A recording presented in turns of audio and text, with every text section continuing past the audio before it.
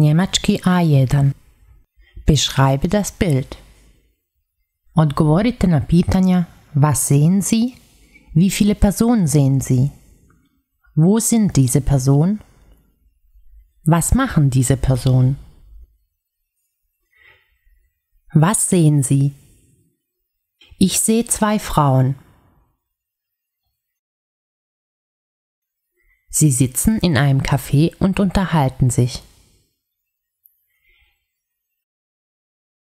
Sie sind zwischen 20 und 30 Jahre alt.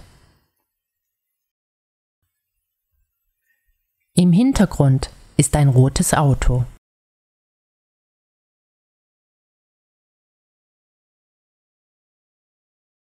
Die linke Frau sagt: Heute auf der Arbeit hat mich Peter nach einem Date gefragt. Die rechte Frau antwortet: Wirklich? Und was hast du gesagt?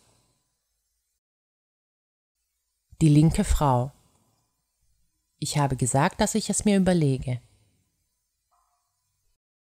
Daraufhin die rechte Frau: Warum? Gefällt er dir nicht?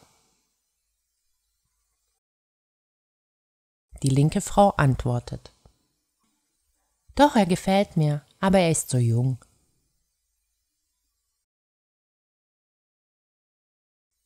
Die rechte Frau lacht und sagt: Besser ein junger Mann als gar keiner.